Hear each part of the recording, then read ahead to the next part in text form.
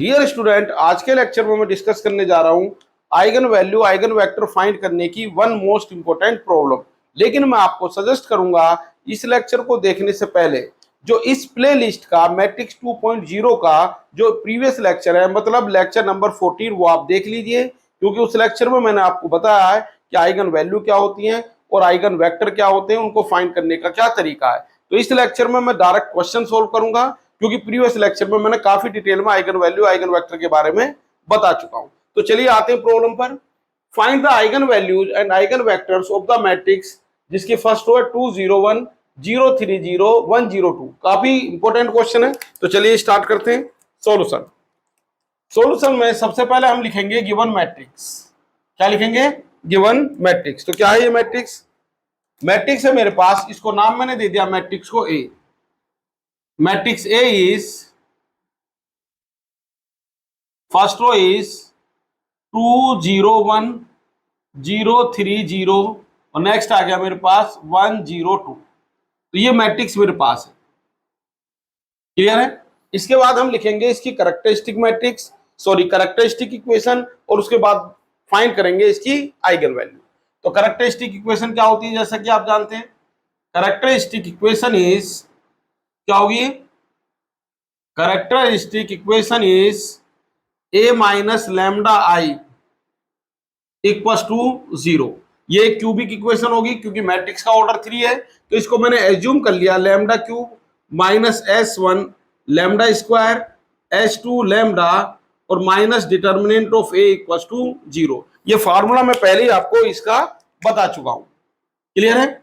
अब यहां पर मेरा काम है लैम्डा स्क्वायर का कोफिशिएंट, लैम्डा का कोफिशिएंट और कांस्टेंट टर्म को फाइंड करना। चलिए इस इक्वेशन को नंबर मैंने दे दिया इक्वेशन नंबर 1। तो S1 क्या होगा यहां पर? Here S1 will be sum of the diagonal element, sum of the diagonal element. तो क्या क्या डायगोनल एलिमेंट है मेरे पास? इस मैट्रिक्स के जो डायगोनल एलिमेंट है उनकी बात करूंगा। तो डायगोनल एलिमेंट यहां पर दिए गए 2 3 2 2 3 एंड 2, इनको ऐड कर दीजिए। जब आप इनको ऐड करेंगे तो रिजल्ट बनेगा मेरे पास S1 इज 2 + 3 + 2, यानी S1 आ गया मेरे पास 7।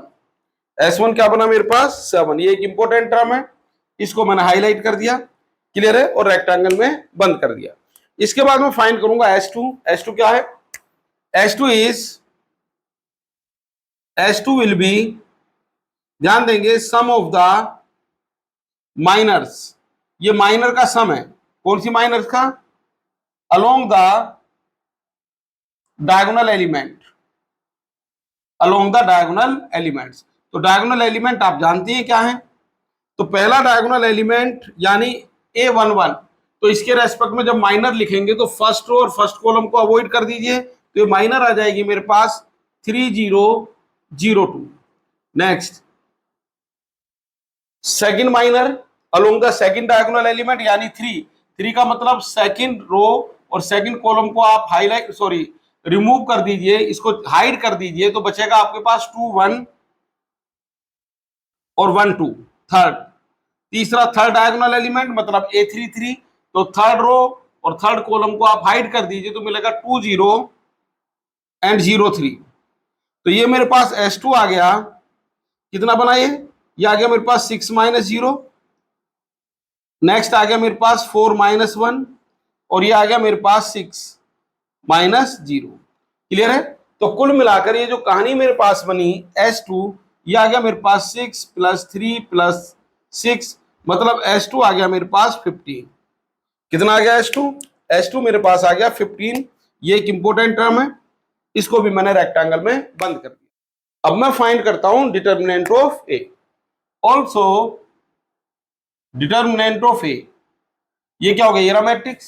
फर्स्ट रो के अकॉर्डिंग मैं इसको एक्सपेंड कर रहा हूं, तो क्या लिखेंगे? पहले 2, फार्मूला आप जानते हैं 2, और इसके रेस्पेक्ट में जो माइनर होगी वो क्या होगी? 3 0 0 2, यानी फर्स्ट रो और फर्स्ट कॉलम को हाइड कर लेंगे 0 2। इसके बाद माइनस ये सेकंड एलिमेंट फर्स्ट रो का, और इसके रेस्पेक्ट में जो माइनर होगी यानी फर्स्ट रो और सेकंड कॉलम को हाइड कर दीजिए, ये बना 0 1 और ये आ गया 0 2। इसके बाद +1 ये थर्ड एलिमेंट फर्स्ट रो का, फर्स्ट रो थर्ड कॉलम को हाइड कर लीजिए, तो ये बना 0 1 0 1 और ये बना 3 0। थोड़ा सोल्व करता हूं मैं इसको। ये बना determinant of A equal to twice 6 minus 0, ये तो पूरी टर्म ही जीरो होगी जीरो के कारण, और ये आ गया 1 इंटू 0 माइनस 3। फर्दर सोल्व किया तो ये बना ए इक्वल टू कितना बना, ये सॉरी कितना था ये 2 यानी 12, 2 इंटू 6 12 माइनस 0 छोड़ो माइनस 3, यानी डिटर्मिनेंट ऑफ ए ये आ गया मेरे पास 9। कितना बना ये डिटर्मिनेंट ऑफ ए, ये आ गया मेरे पास 9। एक बार कैलकुलेशन चेक कर लीजिए। अब क्या करेंगे, पुटिंग वैल्यू ऑफ, यहां तक पहुंच गया मैं इक्वेशन नंबर 1 तक, इसी की तो जरूरत थी मुझे। पुटिंग वैल्यूज ऑफ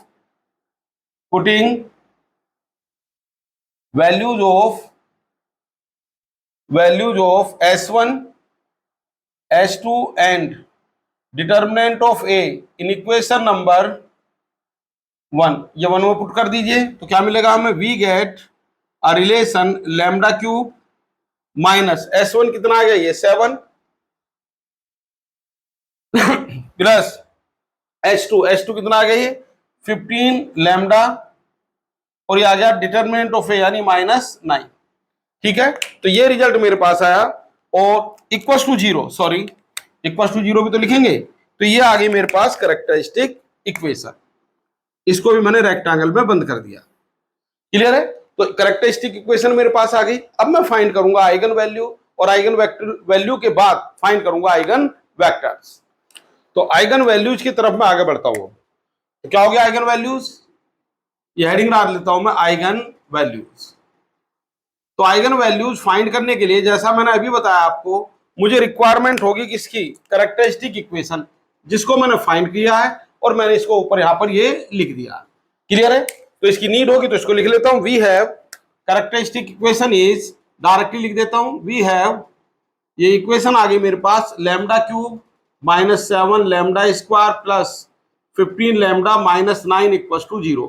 ऑब्वियसली इस इक्वेशन की 3 आइगन वैल्यू होंगी, मैंने इसको नाम दे दिया इक्वेशन नंबर 2। क्लियर है, इसकी मेरे पास लैम्डा की 3 वैल्यू आएंगी जिनको मैं आइगन वैल्यू कहूंगा। तो यहां मैं डायरेक्ट जरा हिट एंड ट्रायल मेथड से चेक करता हूं लैम्डा की कौन सी वैल्यू इसको सेटिस्फाई करती है।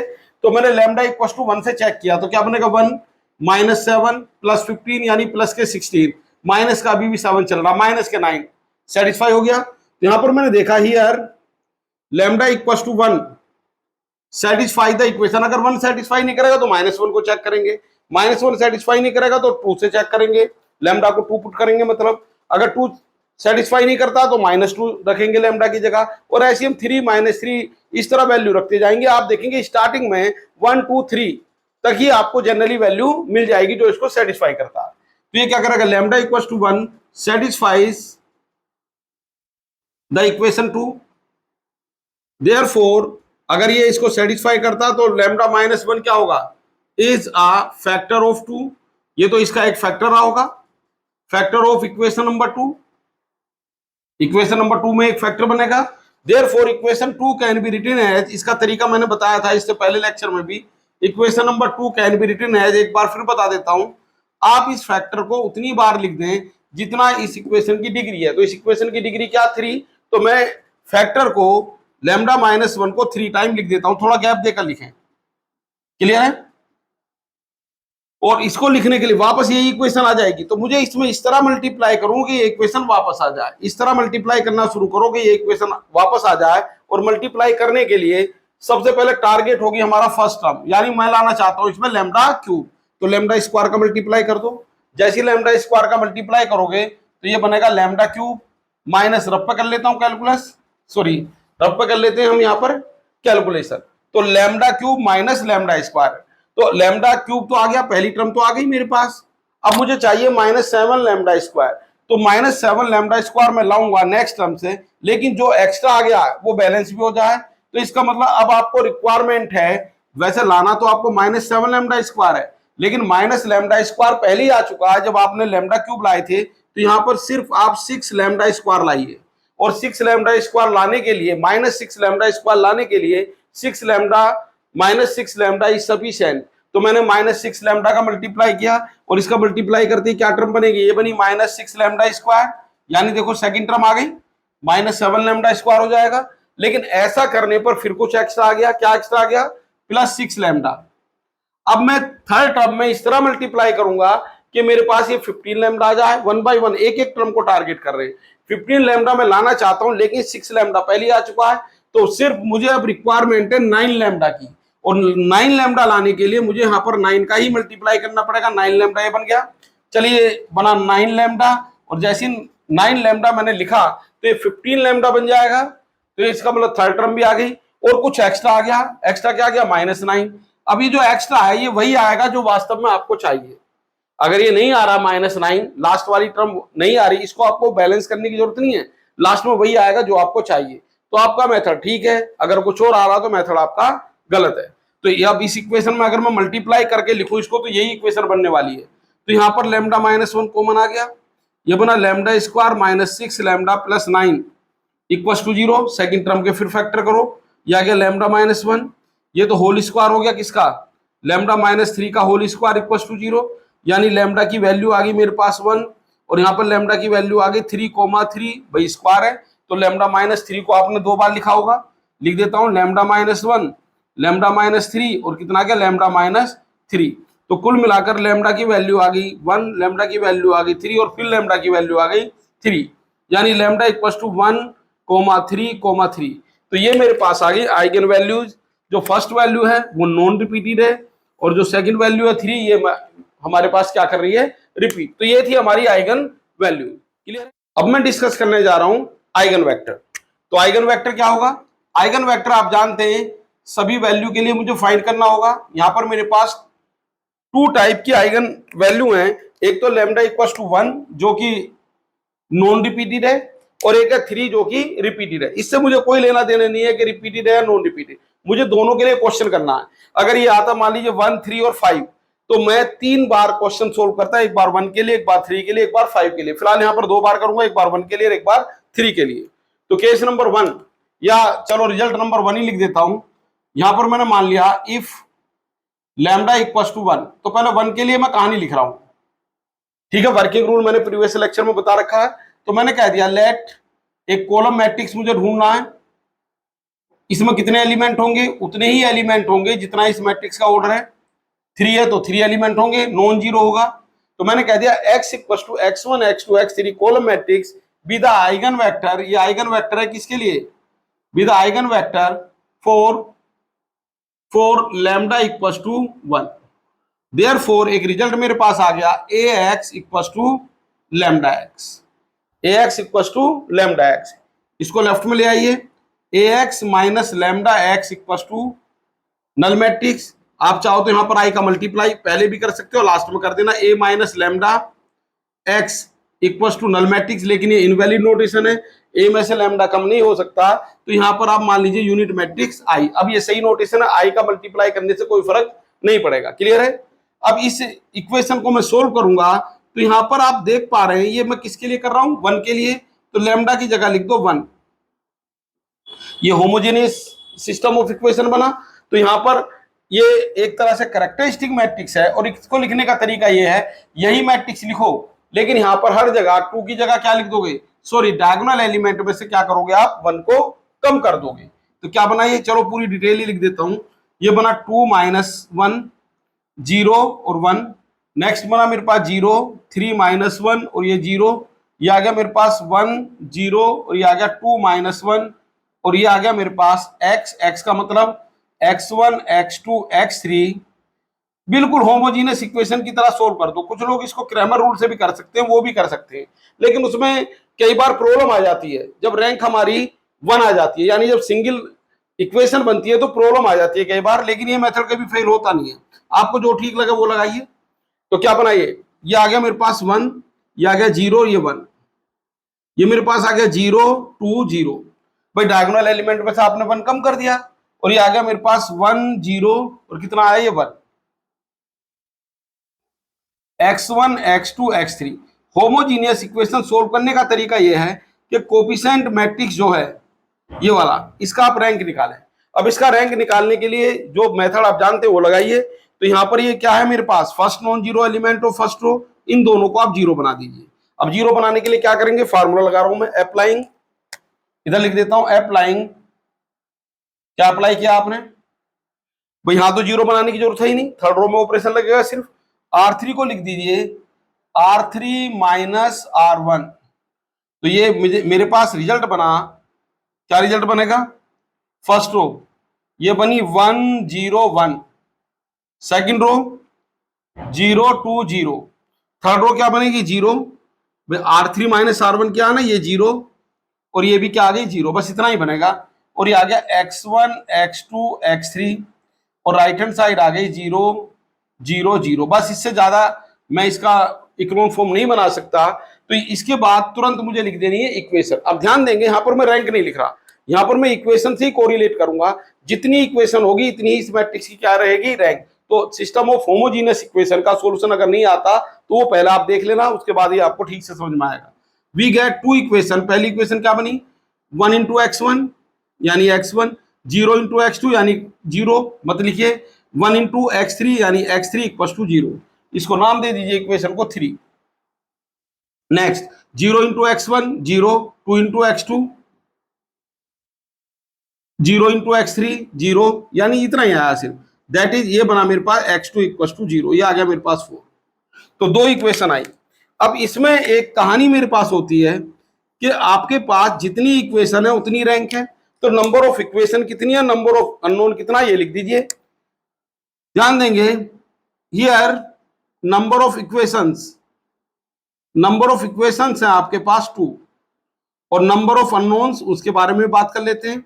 नंबर ऑफ अननोन्स कितने, नंबर ऑफ अननोन्स मींस ये x1 x2 x3, इनका नंबर है 3। तो number of equation number of unknown से कम है, तो इसका मतलब ये हुआ कि आपके यहां पर इनफाइनाइट सॉल्यूशन होनी चाहिए, और इनफाइनाइट सॉल्यूशन में भी आपका वन वेरिएबल क्या होगा, फ्री। भाई जो इनका डिफरेंस है, अगर number of equation number of unknown के इक्वल होती तो सिर्फ इसका एक ही सॉल्यूशन होता, जिसका नाम था ट्रिवियल सॉल्यूशन 0 0 0। तो यहां पर इसके नॉन जीरो सॉल्यूशन एग्जिस्ट हो सकते हैं। तो यहां पर एक चीज और लिखूंगा मैं, यहां पर मैंने क्या लिखा, नंबर ऑफ इक्वेशन 2 और यहां पर नंबर ऑफ अननोन 3। तो यहां हम लिख सकते हैं हैंस 3 माइनस 2, इनका जो डिफरेंस है नंबर ऑफ अननोन और नंबर ऑफ इक्वेशन का, that is 1। One variable is free, one variable हमारा फ्री है, और वो जो फ्री वेरिएबल है उसका मतलब है वन वेरिएबल को मैं अपने पास से वैल्यू दे सकता हूं। लेकिन वो वन वेरिएबल कौन सा है, वो वन वेरिएबल x2 नहीं हो सकता, क्योंकि x2 ने तो अपनी वैल्यू अपने आप से बता दी है। x2 को अगर आपने k कहा तो वो गलत हो जाएगा, क्योंकि x2 ने तो अपनी वैल्यू 0 बता दी, तो ये फ्री नहीं है, इसकी तो फिक्स वैल्यू है 0। तो वो वेरिएबल या तो x1 होगा या x3 होगा। क्लियर है? तो ध्यान देंगे, फ्रॉम 4 x2 को तो मैं फ्री वेरिएबल मान नहीं सकता, तो उसको पहले लिख लेता हूं, कभी आप गलती से x2 को k कह दें तो x2 कितना है 0। टेकिंग, अब इसके अलावा x1 x3 बचे, उनको मैं फाइंड नहीं कर पा रहा, तो मैंने x3 का नाम रख दिया k। फ्रॉम, भाई इसकी बात भी तो माननी है कि वन वेरिएबल फ्री है, तो एक वेरिएबल फ्री तो जरूर होगा, नहीं तो सोल्व भी नहीं होगी इक्वेशन। क्लियर है? और x2 को मैं फ्री कह नहीं सकता, तो उसकी वैल्यू 0 आ चुकी है, तो उसको तो मैंने 0 लिख दिया। लेकिन अभी भी दो वेरिएबल बचे हुए हैं, x1 और x3, तो मैंने x3 को k कह दिया। x3 को k कहा तो इक्वेशन नंबर 3 ने क्या बताया, इक्वेशन नंबर 3 ने बताया x1 plus k equal to 0, यानी x1 आ गया मेरे पास माइनस k। तो हेंस x कितना हो गया, देयरफॉर x आ गया मेरे पास x1 x2 x3। x1 कितना है, x1 है मेरे पास माइनस के, x2 है 0 और x3 है k। ठीक है, इसमें से k कॉमन ले लो, k को अगर मैं कॉमन ले लूं तो ये बनेगा -1 0 1। तो इसका मतलब जो k का कोफिशिएंट है ये इसका एक न्यूमेरिकल सॉल्यूशन है, और ये इस इक्वेशन को सेटिस्फाई कर रहा होगा, इसको भी क्या कर रहा होगा, सेटिस्फाई, जो कि कर रहा है मुझे नजर आ रहा है।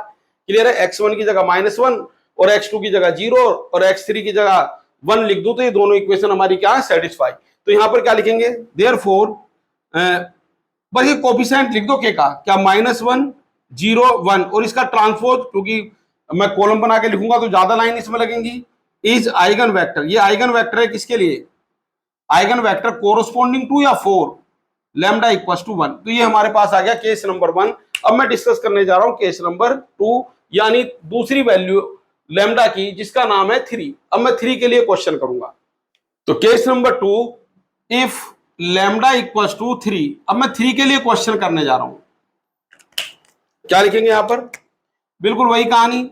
मैंने एक कॉलम मैट्रिक्स मान लिया x, जिसके पास 3 एलिमेंट होंगे, 3 element. Let x equals to, अच्छा यहां पर 3 एलिमेंट लेने का लॉजिक क्या है? क्योंकि स्क्वायर मैट्रिक्स ऑर्डर 3 का, लेकिन बस ध्यान ये रखना नॉन जीरो होना चाहिए। बी द आइगन वेक्टर, ये मैंने आइगन वेक्टर मान लिया किसके लिए? इसको फाइंड करना मुझे। Eigen vector for lambda equals to 3। तो कहानी क्या है?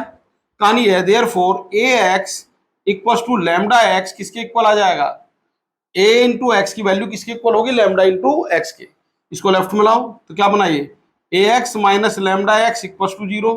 एक्स कॉमन ले लो तो ये बना a minus lambda x equals to 0। लेकिन किसी मैट्रिक्स में से कोई नंबर कम नहीं हो सकता, तो इसका मतलब यहाँ पे लगा दो यूनिट मैट्रिक्स आई। जो लगा सकते हैं वो यहाँ पर भी कर सकते हो, लैम्डा इंटू आई इंटू एक्स, उसके बाद कॉमन ले लेना।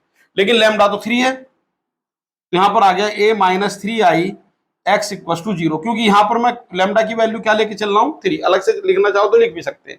अब ये क्या है? a माइनस 3i लिख दो यहां पर, सिंस लैम्डा इक्वल टू कितना था यहां पर? 3। हाँ जी, तो क्या लिखेंगे यहां पर? a minus 3i is characteristic matrix. ये यही मैट्रिक्स है, सिर्फ डायगोनल एलिमेंट में से 3 को आपने कम कर दिया। तो क्या बना ये? 2 माइनस 3 0 और ये 1। ये क्या बना नेक्स्ट? 0 3 माइनस 0, सॉरी 3 माइनस 3 और ये 0, और ये आ गया मेरे पास 1 0, और ये कितना आ गया? 2 माइनस 3। एक्स की जगह आ गया x1 x2 और ये कितना आ गया? x3, और राइट हैंड साइड आ गई मेरे पास 0 0 और 0। क्लियर है? थोड़ा सा और आगे बढ़ते हैं तो ये मेरे पास आ गया -1 0 और ये आ गया 1। भाई -1 0 1, ये कितना आ गया? 0 0 और 0, और ये आ गया मेरे पास 1 0 और ये -1। अब देखिए जो प्रॉपर तरीका है रैंक फाइंड करने का, वही मैं यहां पर अप्लाई करूंगा। क्लियर है? तो ये जो सेकंड रो है ये तो क्या है? जीरो रो है, तो ये किसी नॉन जीरो रो के ऊपर तो हो नहीं सकती। तो सबसे पहले मैंने ऑपरेशन लगाया। भाई होमोजीनियस इक्वेशन को सोल्व करने का तरीका क्या है? कोफिशिएंट मैट्रिक्स की रैंक निकालो, दोबारा इक्वेशन लिख दो। तो मैंने अप्लाई किया यहां पर, सबसे पहले इसको बॉटम में लाओ जीरो रो को। Applying R2 tends to R3 and R3 tends to R2। तो क्या बना ये मेरे पास आ गया, सॉरी फर्स्ट रो में कोई चेंज नहीं, सेकंड रो में चेंज है। सेकंड की जगह फर्स्ट, सेकंड की जगह थर्ड आ गई, थर्ड की जगह सेकंड। तो कितना आ गया? 1 0 -1, ये आ गया 0 0 0, और यहां पर आ गया ये मेरे पास x1 x2 और ये आ गया x3, और राइट हैंड साइड में कोई चेंज नहीं, क्योंकि अगर ऑपरेशन लगा भी दोगे आप, भाई ऑपरेशन इसी में तो लगता है, मैट्रिक्स सेम है और राइट हैंड साइड में, तो राइट हैंड साइड 0 इसलिए लगाने की जरूरत नहीं पड़ती, सिर्फ हम x के कोफिशिएंट से काम चला लेते हैं। अब इसके बाद रैंक निकालोगे तो क्या करोगे आप? ये जो फर्स्ट नॉन जीरो एलिमेंट है फर्स्ट रो का, उसके नीचे सभी एंट्री को 0 बना दो। तो क्या तरीका बना? अप्लाइंग R2 को क्या लिख दूंगा मैं? R2 को लिख दूंगा R2 प्लस R1। भाई R1 की हेल्प से R2 में 0 बना रहा हूं, तो क्या बना ये बना मेरे पास -1 0 1। क्रैमर रूल भी है एक, वो मैंने पहले भी बोला था, आप उसका भी यूज कर सकते हैं। ये पूरी की पूरी रो 0 बन गई। तो ठीक है, अब ये रैंक आ गई, रैंक आ गई इसमें 1, तो इक्वेशन भी 1 ही आएगी। ध्यान देंगे जितनी कोफिशिएंट मैट्रिक्स की रैंक आएगी उतनी ही इक्वेशन बार बार आएंगी। तो यहां पर मैं लिखूंगा वी गेट, इक्वेशन मिली x1, सॉरी इक्वेशन मिली -1 इंटू x1 यानी -x1, 0 इंटू x2 यानी खत्म, 0 लिखने की जरूरत ही नहीं है, 1 इंटू x1 यानी x3 इक्वल टू 0। और ये इक्वेशन मेरे पास आ गया था 2 3 4 5 कह दो, ये इक्वेशन आ गई मेरे पास 5। अब यहां पर मैं कहानी लिखूंगा, क्या लिखेंगे? हियर नंबर ऑफ इक्वेशन कितना है? हियर नंबर ऑफ इक्वेशंस जो नजर आ रहा है, मुझे नजर आ रही है नंबर ऑफ इक्वेशन, बल्कि एक ही इक्वेशन है, नंबर ऑफ इक्वेशन इज 1। और number of unknowns, number of unknowns तो अब भी 3 है। ध्यान देंगे, इनको मत काउंट कर लेना 1 एंड 2, मुझे ये फाइंड करना है कॉलम मैट्रिक्स। तो इस कॉलम मैट्रिक्स में कितने अननोन है? 1 2 एंड 3। तो नंबर ऑफ अननोन्स है 3। वो नजर इसलिए नहीं आ रहा है x2 क्योंकि उसका कोफिशिएंट 0 है। तो कितने वेरिएबल्स फ्री होंगे? देयरफॉर 3 - 1, इनका गैप, अननोन और इक्वेशन में जो डिफरेंस है हमेशा अननोन ज्यादा होंगे, तो जो डिफरेंस है उसको लिख दीजिए 3 - 1, that is two variables will be free. यहां पर टू वेरिएबल हमारे क्या होंगे, फ्री होंगे, विल बी फ्री। अब वो कौन कौन से वेरिएबल हैं, ध्यान देंगे। अगर मैंने x1 x3 को k मान लिया, भाई दो वेरिएबल फ्री हैं, एक को k1 कहूंगा, एक को k2, तो अगर मैं यहां पर मान लो x3 को मैंने k1 कह दिया, तो x1 तो अपने आप आ जाएगा ना। x1 किसके इक्वल आएगा, x3 के। भैया इक्वेशन क्या बता रही है, x1 और x3 बराबर है, तो जैसे ही आपने x3 को k कहा तो x1 भी अपने आप को k कहेगा। इसका मतलब x1 तो x3 पे डिपेंड हो गया, और फ्री का मतलब होता है अपनी मर्जी से कोई भी वैल्यू ले। अगर आपने x1 को x3 को k कह दिया और x1 चाहे कि मेरी वैल्यू 2k हो जाएगा, फिर वो पॉसिबल नहीं है। तो इसका मतलब इन दोनों में से कोई एक ही फ्री हो सकता है। अगर x1 फ्री लिख दिया आपने, यानी उसको अपने आप से वैल्यू दे दी, तो x3 अपनी मर्जी से वैल्यू नहीं ले पाएगा, और x3 को अगर आपने अपने पास से वैल्यू दे दी तो फिर x1 अपनी मर्जी से वैल्यू नहीं ले पाएगा। तो इन दोनों में कोई एक वेरिएबल फ्री होगा, और बाकी मुझे नजर नहीं आ रहा x2, इसका मतलब दूसरा वेरिएबल कौन है, वो x2। तो मैंने यहां पे लिख दिया लेट, भाई तो डिसाइड हो गया x1 x3 में से फ्री है, और जो बचा कौन, x2। इसका मतलब x2 को नाम रख दीजिए आप k1, और x3 का नाम रख दीजिए आप k2। कोई किसी को भी कह दीजिए, इन दोनों में से एक को कहना है, x2 को तो कहना ही पड़ेगा। क्लियर है। फ्रॉम 5, अब इक्वेशन नंबर 5 पर जब हम पहुंचे तो माइनस x1 x3 का मतलब आ गया k2 इक्वल टू 0, तो x1 आ गया मेरे पास k2। समझ गए नहीं, अगर x3 को आपने k2 कहा तो x2 को भी k2 ही बनना पड़ेगा, और कोई आपके पास मौका है ही नहीं। और टू वेरिएबल फ्री है, वो मुझे मानने पड़ेंगे। तो x1 आ गया k2, x3 को आपने मान लिया k2, x1 उसके अकॉर्डिंग k2 बना, और इसका मतलब जो फ्री वेरिएबल दूसरा वो कौन है, x2, उसका नाम मैंने रख दिया k1। किसी को k1 किसी को k2 कह दो, इससे कोई प्रॉब्लम नहीं है। Hence x कितना आ गया, therefore x मेरे पास आ गया ये x1 x2, और ये कितना आ गया x3। x1 कितना है, x1 है k2, x2 है k1, और x3 है k2। अब हम मुझे क्या करना होता है कि जब मेरे पास टू वेरिएबल आते तो मैं every unknown, I will write every unknown is combination of k1 and k2। तो यहां पर k1 k2 दो आर्बिट्रेरी वैल्यू है, तो मैं हर अननोन को इससे कनेक्ट करूंगा, यानी इनका कॉम्बिनेशन लिखूंगा, तो यह है k2। तो मैंने लिख दिया 0 k1 प्लस k2 लिख सकता हूं। यह है k1, तो यहां पर लिख दिया k1 प्लस 0 k2, जो नहीं है उसको 0 बढ़ा के लिख दो। यहां पर कितना आ गया 0 k1 प्लस k2, इस तरह मैंने लिख दिया। अब क्या करूंगा, ये जो राइट हैंड साइड में है k1 और k2, इसके मैं दो पार्ट कर रहा हूं, 0 k1 और ये 0 k1। सेकंड वाले के भी टू पार्ट कर रहा हूं, कितना आ गया ये k2 0 k2, और ये भी कितना आ गया k2। बात समझ रहे हैं। इसके बाद मैंने क्या किया, भाई इन दोनों को ऐड करोगे तो ये आ जाएगा ना, यहां से k1 कॉमन ले लो, ये आ गया 0 1 0, यहां से k2 कॉमन ले लो, ये आ गया 1 0 1। अब ध्यान देंगे, ये जो x है ये भी आंसर बिल्कुल ठीक है, ये भी ठीक था, ये भी ठीक है, लेकिन हमें जो आंसर लिखने का तरीका होता है उसमें हम लिखते हैं लीनियरली इंडिपेंडेंट सॉल्यूशन। तो यहां पर मेरे पास पहले वाले में वन इंडिपेंडेंट सॉल्यूशन था, इसमें मेरे पास ये जो सॉल्यूशन है, जो आइगन वेक्टर है, ये मेरे पास आया it is combination of two linearly independent solution. तो मुझे इन दोनों सॉल्यूशन को अलग अलग लिखना होगा। तो एक सॉल्यूशन है k1 का कोएफिशिएंट और दूसरा सॉल्यूशन है k2 का कोएफिशिएंट, इन कोएफिशिएंट को आप अलग अलग लिख दीजिए। तो क्या बनेगा, हेंस आइगन वेक्टर्स आर, क्या क्या आइगन वेक्टर बने, आइगन वेक्टर्स आर, ये eigen vectors for lambda equals to 3r, दो वैल्यू आई मेरे पास, पहली आई मेरे पास, ये मैं कॉलम बना के नहीं रो बना के लिख रहा हूं, तो रो बना के लिखूंगा तो ट्रांसपोज लिखूंगा 0 1 0 0 1 0 ट्रांसपोज। एंड सेकंड क्या बना, ये बना 1 0 1, ये बना 1 0 1 ट्रांसपोज। तो तीनों को चाहो तो एक साथ लिख दो, पहले एक आइगन वेक्टर, फिर दूसरा, फिर तीसरा। तो ये मैंने पूरा क्वेश्चन डिटेल में सोल्व किया है। तो कुल मिलाकर आइगन वैल्यू आइगन वेक्टर की मैंने इस प्ले लिस्ट में, मैं इस लेक्चर की नहीं प्ले लिस्ट की बात कर रहा हूं, टू प्रॉब्लम सोल्व किए, एक आज के लेक्चर में और एक जो इससे प्रीवियस लेक्चर है, दोनों लेक्चर आप देख लीजिए, आपको ठीक से आइगन वैल्यू आइगन वेक्टर समझ में आ जाएंगे। मिलता हूं नेक्स्ट लेक्चर में मोस्ट इंपोर्टेंट टॉपिक के साथ। Thank you very much.